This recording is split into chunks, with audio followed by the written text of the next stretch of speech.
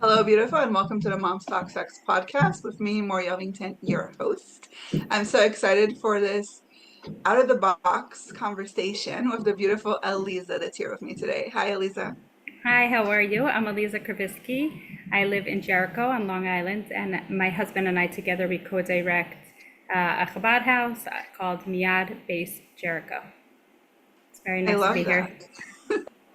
And thank you for being here. So, for those, for our listeners who don't really know what that means, what does that mean to run a Chabad house? Like, what does that mean for you guys? So Chabad House is a grassroots organization that is predicated on a certain philosophy using your intellect basically to connect closer to the divine. And a Chabad house specifically is basically there to service the needs of the community, whatever that might be. So you have all different communities all around the world, and Chabad is basically present in all these communities, giving Jewish life where there needs Jewish life, but it's not limited to Jewish life. It expands to all kinds of people. We've had all kinds of people, Jewish and not Jewish, come through, but essentially we have services, prayer services. We do outreach in the community. Not outreach is really the wrong word, but I'll bake challah, for example, which is a Jewish bread that we use on the Sabbath, and we'll deliver it to people around the community who maybe just suffered a loss or just had an exciting new event somehow, where we connect people with people so that they feel loved and recognized around the community. So that's just one example. We host many Shabbos meals. We have a Hebrew school. We do kids programming. We do marriage programs. I have a women's class once a week, and that is actually where we got connected through one of the women who comes to my weekly Kabbalah and coffee class. I love that. So, what in you wanted to come talk sex with me? So, as a Jewish woman who tries to provide insights into what Jewish life is and some of the gifts that learning Torah and understanding the deeper levels of mysticism and the Torah approach brings, I'd like to educate people. And that's really the foundation of what I do. So, in a time where I think that marriages are strained, and one of the strains in a marriage is the lack of intimacy. We live in a world where we have access to everything immediately in our pockets, and there's no boundaries. There's access between people the same way. So it diminishes some of the purity and the sanctity of what a marriage is. And therefore, marriages struggle. And I think we see in the statistics how much marriages are struggling today. And so reiterating and bringing maybe some some points that could help marriages is transformative. I think that peace really begins in the home. And when you focus on the relationship with your spouse, and that translates to the relationship with your children, and that radiates out from your home to your community and to the greater community, and really essentially you're affecting the entire world. So I'm willing to scream my message from the top of the hills, because I think that we need more messages of positivity and connection. Yes, I agree with you so much, and with your philosophy too. I totally believe that peace starts within us and inside our home and our marriage. So, what are some ways that we can bring more intimacy back into the relationship? So the main thing I would like to speak about is something called family purity.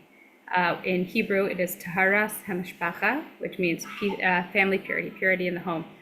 And it's a very rhythmic approach to intimacy, but I want to lay the foundation by saying that in Judaism, especially according to the more mystical teachings, the intimacy between a husband and wife is considered the holiest thing that exists.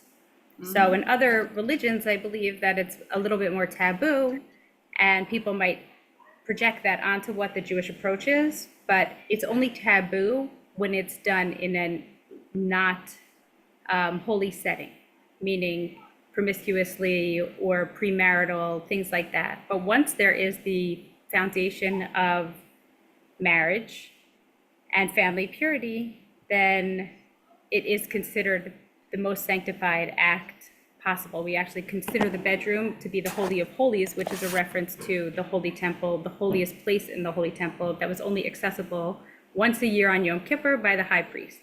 So the bedroom is considered like a holy space and intimacy the holiest, as opposed to misconceptions where people think of it that once you have religion, that intimacy is the opposite. So now let me give you a little context of what that means. So we basically have cycles. Women have their cycle every month.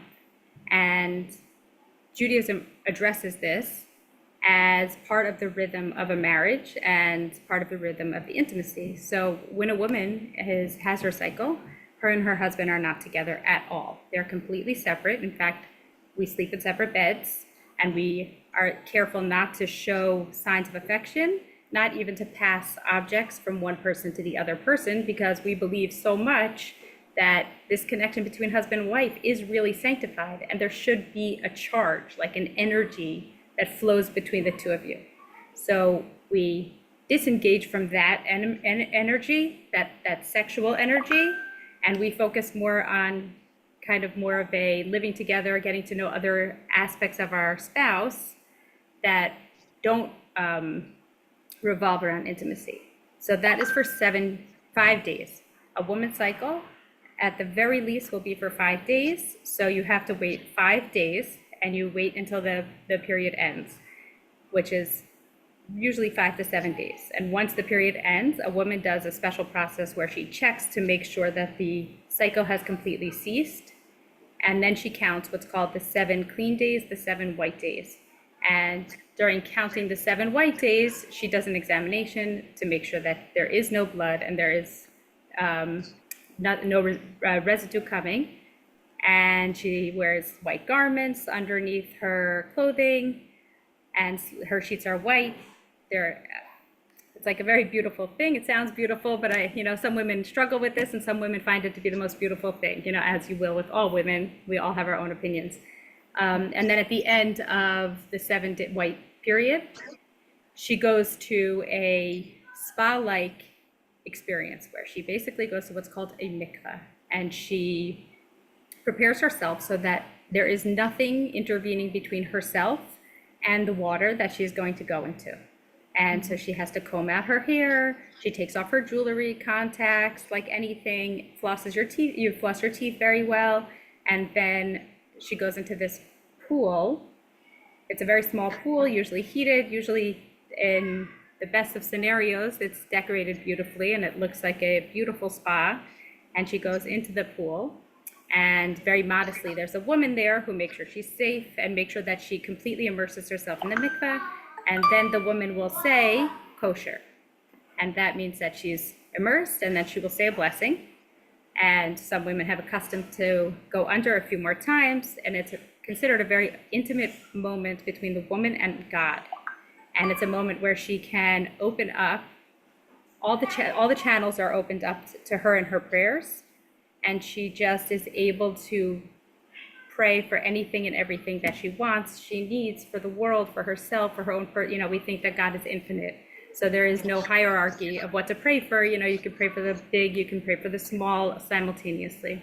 And then after she emerges from this mikveh, she gets dressed, gets ready to go home. She goes home, and a husband and wife resume their intimate relationship at that point. And then until her cycle starts again. So that's in a nutshell.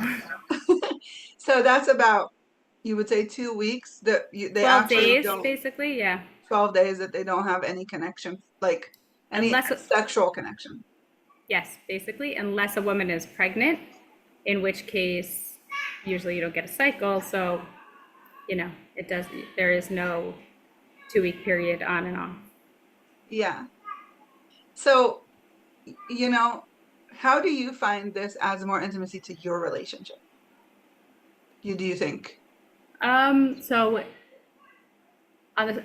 basically, I think it's the most wonderful thing ever, because I did not grow up with this, and the people in my family did not keep these parameters in their relationship until I learned about it.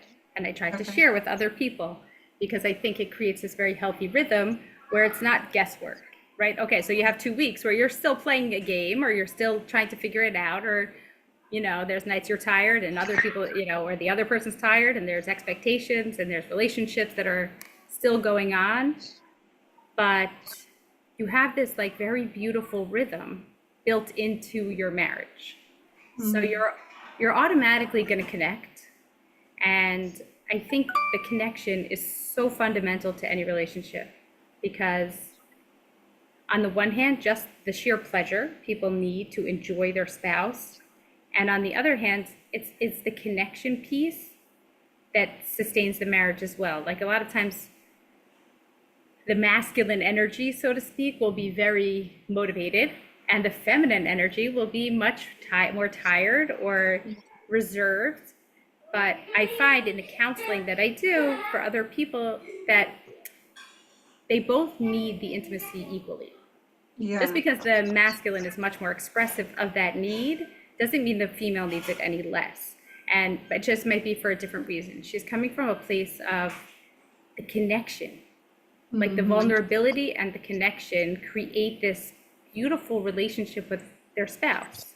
And so Right. for that, I think it's like, I almost feel like it's a shame when people don't have it because it brings such a deep dynamic to that relationship. And I So also you, think it's also just on the other end, you said it's like 12 days. It's very challenging sometimes, especially if there's certain circumstances that come up and there's nothing more you need than to really connect. But we really are committed to this lifestyle. And so there's no like, I'm really upset this one time, so give me a hug. You know what I mean? We really commit. And one more step that I really think many women will appreciate is that sometimes when you're going through those hormonal shifts, it's not really the time for the affection, or you're like, please give me a little space. And that's a hurtful thing to say, or that's like some hurtful ways to approach your husband.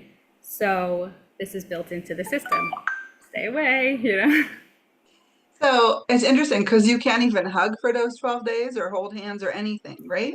Yes. And so what if something really emotional happens? How can he give you support in that way as if there is no touch at all? It's a very good question. And I think each relationship develops this for themselves because everybody's so unique. But I also think it's so important that we do have that other element to our relationships because it is so easy just to provide that physical connection. And I mean, truth be told, you do have other people who can provide a hug or, just to rub your back or be there as a support in that way. And the person that you are the most connected to, there needs to be like a multifaceted relationship. So you really do develop those things. And those times are very hard. I'll tell you the truth. They're very, like after a woman has a baby, she's bleeding. So it's a long period of time between the point where her and her husband are touching again. And it's a challenging time, but when a husband and wife reunite after that time, it's like the smallest touch is such a sensation that like you just want to bottle that up and sell to people. Like you could just have your husband hold your hand and it could mean the world to you, every time. So there are challenges to that, but like we're very committed, and it's part of the idea of what family purity is this idea that it's the husband, it's the wife, and it's a divine energy between you that you're all committed to. Yeah. So do you feel when people come to you for counseling about this, do they have a hard time with doing this, not having that support? Because I feel like if you don't have a community and if you're a mom with not a lot of friends and you just sometimes need that hand or that hug at night, like how can you cultivate that if you don't have the community or the people around you that can support you in that way? So the women who come to me, it's a mix of women. So most of them are not growing up with these values or these ideas. And sometimes when they hear it from me, it is the first time that they're actually hearing about it. Mhm. So we grow slowly, and not everybody is ready to not hold hands or to not hug during that time. And that's not really a starting point for everybody unless they're like, I don't want to sacrifice any part of this whole picture. This is so fabulous. Like, I'm all in. You know what I mean? So there's different ways that women approach it and how they like build that comfort zone for themselves Gotcha. through the process. So what are other ways that people can bring intimacy to their relationship that isn't touch? Right? So if we're not touching for half of the time, for 12 days, then what are ways that you guys find ways to create? What kind of intimacy do you create that doesn't involve touch? So this is a really fantastic question, and I'm open to more ideas. But I mean, for me personally, one of like my favorite expressions of feeling that level of intimacy is conversation. I am such a schmoozer, a talker. Like that's why I'm here today. The free flow of ideas. My husband and I will sit and learn Jewish mysticism together, Jewish law together. And that free flow of ideas, that is, it's very powerful for me, and it really builds a very solid foundation for me. You know, other ways is go for a walk. There's so many different ways that are to develop the relationship. And I think that this is really essentially one of the values that this lifestyle brings is sometimes that part of the relationship either lies dormant because there's always an expectation of another of the physical part of the relationship, or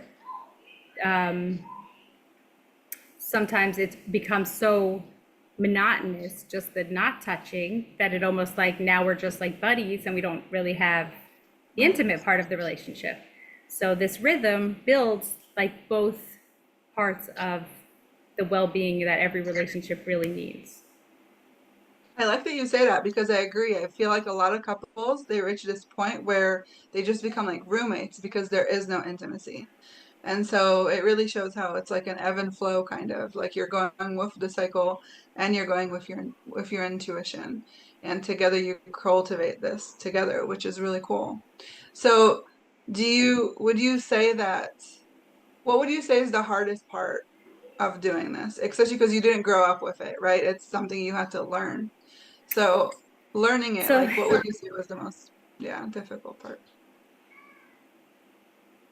that's a good question, and I guess I haven't really given that much thought because I'm a spiritual person, so I like open myself up to it, and I'm like all in. You know, like this is Yeah. amazing. This is amazing. There are challenges like um, logistics. Like I don't live near a mikvah. That's the first thing. Oh, So if a mikvah night falls out on a Friday, we have to jump through hoops. Friday night is Shabbat, and on Shabbat we don't drive, and we don't. That's basically the biggest obstacle. We don't drive. So if any other time of the year, I can drive to many mikvahs close by to me. But if it's Friday night, then it becomes complicated. So we've had to like wild adventures trying to figure out, you know, how to get to the mikvah and what's the best way, you know, to approach this. Um, so for me, that's challenging. And thank God I have a very busy household. I have 10 kids, Kanai Nahara. And so that's another thing. It's like my night, it's my, you know what I mean? But life goes on, and my husband's got work to do, and like there's classes going on around us. So it's like we just have to manage so many different moving parts in order to make sure that everything happens in a successful way and not stressful. That's like a huge factor for me. So I guess the logistics is maybe one of the things that's complicated. yeah. I was also curious, like when it comes to menopause, when the period is obviously not predictable in any way, how do you, and it seems like there's not really a cycle anymore, right? It's kind of like very irregular. I was talking to a menopause specialist a few weeks ago on the show, and so I'm curious, how do you manage it then? Like how does that work? So, I mean, perimenopause, you just go with the cycle. There are these days on the calendar that shift a little bit because the cycle is not a consistent cycle during perimenopause. And then during menopause, so it's just that last period, and then a woman doesn't get to go to the mikveh anymore unless some women go before Yom Kippur, one of the very high holidays right before Yom Kippur, where some women have a custom to go to the mikveh regardless of they're married, regardless of anything. So I'm like nervous about that time because I feel like I'll be missing out. But then again, a lot of women in my community will come to me and be like, I never got to go. I already don't have a cycle anymore. Like, did I miss my chance? And I'm like, no, you get like the ultimate chance. So a woman post menopause who's never gone before will go through all of the process of waiting the 5 days and then counting the 7 clean days. And then she will prepare to go to a mikvah and then be together with her husband. But it's like really the last time because she doesn't have a cycle anymore. Now, I'll also clarify that there are other things other than a cycle that can produce blood, and therefore the woman would also need to go to a mikveh, like if sometimes she has a procedure, certain things that happen can produce blood, and therefore they would wait the 5 days and the 7 days. And in Jewish law, we have a rabbi that we would call about all of these questions, like, oh, I had this thing, and they had to do this, and therefore it caused blood, but I don't know if it's coming from here or from there, and he'll tell you what questions to ask. Now, somebody might think that's very uncomfortable. You call a rabbi about these things? Oh my goodness, like, ah. But I will say, when you go to a doctor, you go to a gynecologist, you're not going to say, like, that's uncomfortable, even though we all know it's not that comfortable. And some people prefer to go a woman only because they feel uncomfortable. But if there's a doctor who's a specialist, who's an expert in his field, you are going to go to that doctor to get the best advice possible. And you're not going to withhold any information, and you're going to get over being uncomfortable in order to give the information. It's the same thing here. We just consider it like a spiritual doctor.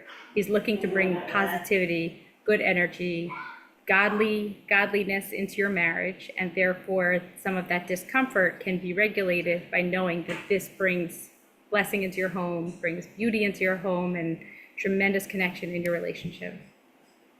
I love that. So just a side question, like a mom of 10, how do you even have time to have intimacy? It's just like, what? How does that work? So, without getting too much into any detail, when it's the most important part of your marriage, then you make time for anything, right? I mean, Yeah. the kids eat dinner, like everything happens, it just gets done. Thank God they didn't all come at the same time. So we have a range of ages. And one of the amazing things, like I grew up with just me and my sister, and I loved a big family. Like I would see a big family and I just like, wow, that's the coolest thing ever. So I guess the lifestyle found me that I could comfortably have a big family, and it was accepted, normal, something I didn't even know was possible. And you know, each kid comes one at a time. And the older Yeah. kids are so helpful. Like I have babysitters built into my home all the time. So I could just go out. Like I'm like, oh wait, I have to run to the food store. Now I have drivers in my house. You go Oh, to the food store, you know what I mean? So like there's a system in place. It's a lot of chaos and a lot of working together, which is really, really nice. yeah. I can just imagine. I'm like, I And have three, and I'm like, wow, that just seems like a lot. it is a lot, but three is also a lot. Yeah, I guess you know how they say God gives you what you can handle. So I love how you have 10 and you're still doing all of this and teaching and opening. So it's like you're just stretching your capacity really to how much more you can help. So I really appreciate that. So that's one of like the platforms I stand on. I think that people say, "Oh my goodness, how do you do it all?" And if you hear some more of the details, like our carpool and everything like that, you'd be like, "Oh no, no, that's just insane." But that's one of the things about being connected to the divine.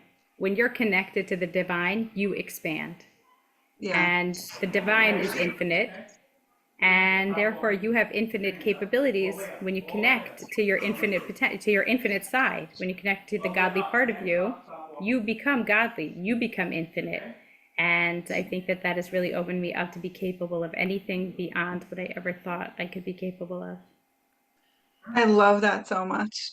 That was so good.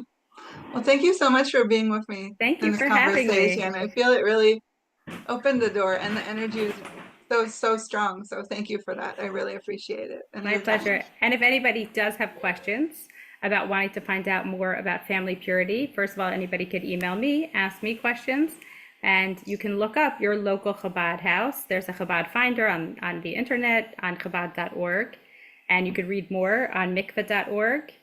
And Chabad.org has a whole array of articles and people's trials and tribulations and successes and beautiful stories all about these topics. And if you reach out to your local Chabad house, I'm sure that they would be willing to help you find a way to be able to get to the mikveh.